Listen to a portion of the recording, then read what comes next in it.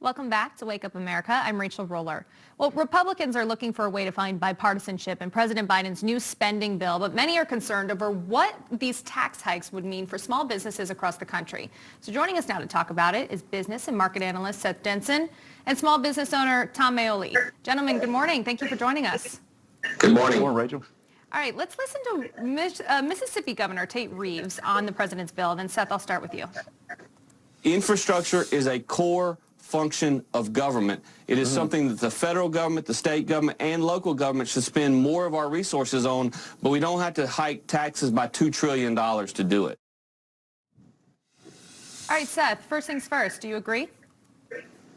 Well, I do agree, and I think that, again, if we want to focus on infrastructure, we need to do that. Focus on infrastructure.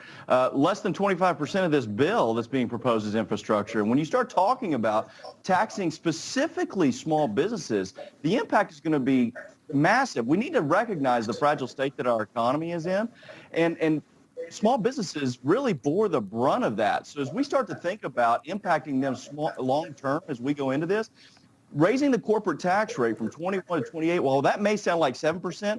That's 30% on a line item on the P&L, and that's going to have dramatic impact going forward. All right, Tom, let's talk about those direct impacts. You're a small business owner and an entrepreneur. If the president does hike corporate taxes, how does that directly impact business owners like you?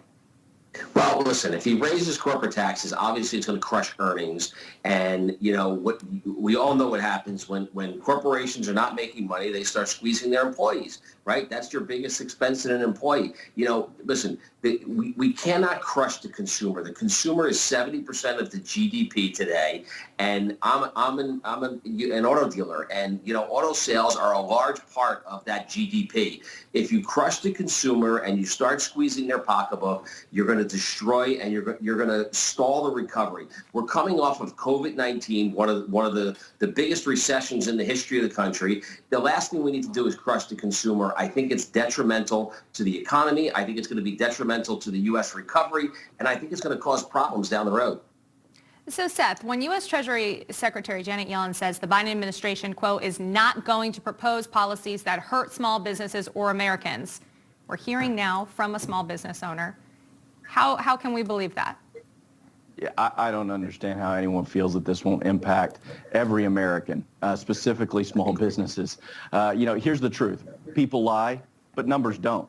And trickle economics is real, no matter how much Democrats want to deny that it is. It's real in good times, but it's real in bad times as well. That can trickle both ways. And so we need to look further than the Trump-era policies where he lowered the corporate tax rate and impact taxes in a positive manner, where we saw businesses grow, jobs grow, wages grow. This is the opposite. This is going to have the opposite impact.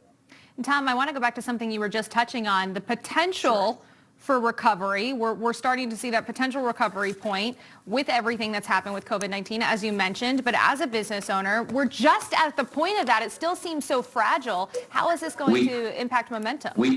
We are so just at the point of that. You are absolutely right. You know, I go in the morning and I see my service departments, and people are starting to come out. They're getting their vehicle serviced. People are coming out to buy new cars. The confidence level is out there because of the vaccine. And if we crush the consumer now, we're going to put the recovery, you know, back probably 6 months, maybe a year. And, you know, small businesses don't have PPP money anymore. That's gone.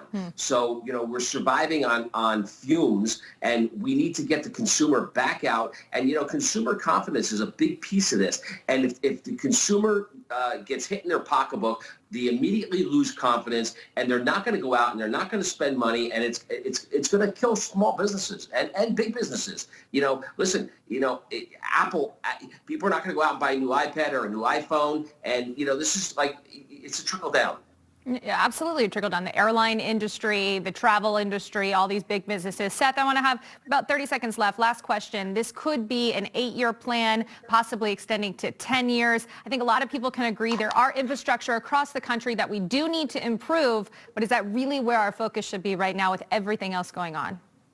No, I mean, listen, my message to America, buckle up, because businesses are now going to be footing the bill for Washington's reckless spending, and I think that's where we are right now. Again, this is the Green New Deal packaged up in an infrastructure bill that has very little to do with infrastructure and a lot to do with Democratic wish lists. All right, Seth Denson, Tom Maioli, thank you both so much for joining us this morning. Thank you. Thank you. All right, still plenty more to come right here.